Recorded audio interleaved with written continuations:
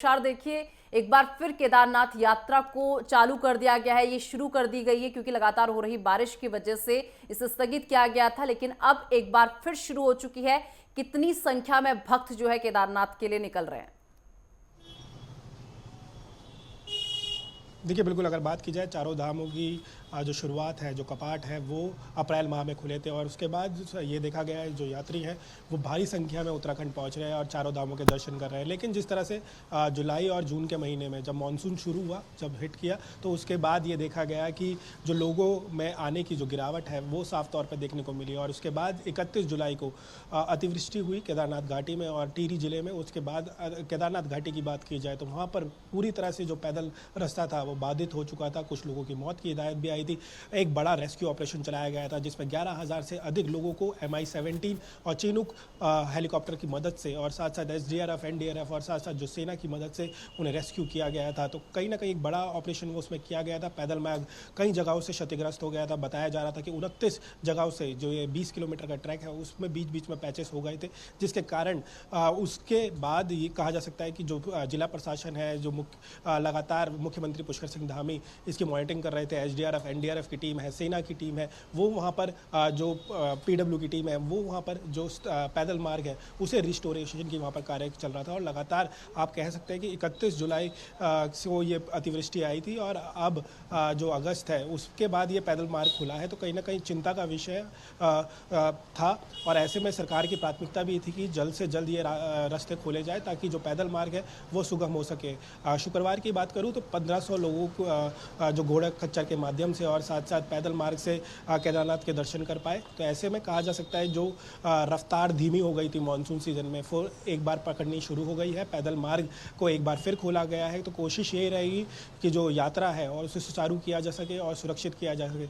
मुख्यमंत्री पुष्कर सिंह धामी भी लगातार इसमें मॉनिटरिंग करते हुए नजर आ रहे थे। लगातार दिशा निर्देश जो PWD विभाग है या फिर SDRF है, NDRF है, जो जिला प्रशासन है, जो पैदल मार्ग को बना रहे थे, उनको निर्देश यहाँ पर दिए जा रहे थे कि साफ तौर पर जल्द से जल्द केदारनाथ यात्रा शुरू तो कर दी गई है। तुषार, केदारनाथ यात्रा शुरू तो कर दी गई है, लेकिन मौसम विभाग का क्या कहना है कि मौसम अब इसके बाद साफ रहने वाला है? क्योंकि देखिए मौसम खराब होता है जिसकी वजह से जो है केदारनाथ यात्रा बार बार स्थगित करनी पड़ती है। ऐसे में मौसम विभाग का क्या कुछ कहना है? क्या अब आने वाले समय में मौसम साफ रहेगा?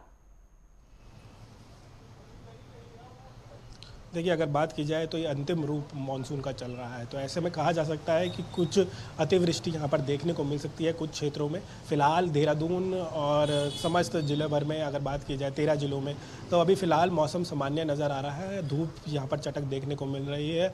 पहाड़ी इलाकों में भी इस तरह का मौसम देखने को मिल रहा है। तो कहा जा सकता है कि आने वाले समय में 2-3 दिन बरसात हमें देखने को मिल सकती है, लेकिन 15 सितंबर के बाद मौसम सामान्य होने की बात यहाँ पर मौसम विभाग द्वारा की जा रही है। तो कहा जा सकता है कि इन 15 दिनों में जो 1 सितंबर से 15 सितंबर तक होने गए तो इसमें कई जगहों में बरसात देखने को मिल सकती है। लेकिन 15 सितंबर के बाद जो मौसम है वो यात्रा के लिए अनुकूल होने वाला है। जो यात्री है उसमें बढ़ोतरी यहाँ पर साफ तौर पर देखने को मिल सकती है, क्योंकि दिवाली के आसपास जो कपाट है वो बंद होते हैं। तो ऐसे में प्राथमिकता है कि जो एंडिंग वक्त है उसमें जो व्यापार वगैरह है उनको बूस्ट अप मिल सके और इसी के लिए जो जल्द से जल्द जो पैदल मार्ग है उसे भी तेज़ किया गया है। तो कोशिश यही रहेगी कि मौसम के अनुकूल लोगों को सफ़र करने की यहाँ पर हिदायत दी जाती है मौसम विभाग द्वारा। तो कोशिश भी यही रहेगी जो लोग यहाँ पर आ रहे हैं कृपया मौसम देखकर ही अपना प्लान बनाएं। फिलहाल जो मौसम विभाग का कहना है कि 15 सितंबर के बाद पूरी तरह से मौसम अनुकूल रहने वाला है चारधाम के लिए।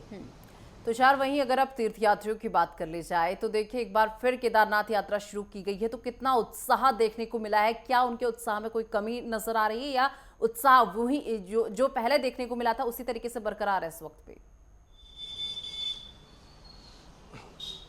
देखिए, साल भर साल ये देखा गया है कि जो चारधाम वाले यात्री हैं, जो श्रद्धालु यहाँ पर पहुँचते हैं, उनकी संख्या में इजाफा हुआ है। हर साल रिकॉर्ड टूटे हैं यात्रियों के और इस साल भी जिस तरह से शुरुआत रही है चारधाम यात्रा की तो माना यही जा रहा था कि जो चारधाम यात्रा रहने वाली है इस बार कई रिकॉर्ड यहाँ पर तोड़ेगी। लेकिन एक महीने जिस तरह से मानसून सीजन गया है यहाँ पर यात्रियों की गिरावट देखी गई, क्योंकि लगातार यहाँ पर लैंडस्लाइड्स होते हैं, रास्ता बाधित हो जाता है। कई चैलेंजेस यहाँ को सरकार को भी देखने को मिलते हैं और साथ साथ श्रद्धालुओं को भी देखने को मिलते हैं। तो कहा जा सकता है कि अब जो यात्रा शुरू होने वाली है सितंबर माह में और नवंबर माह में सितंबर और अक्टूबर में एक बूस्ट अप देखने को मिलता है।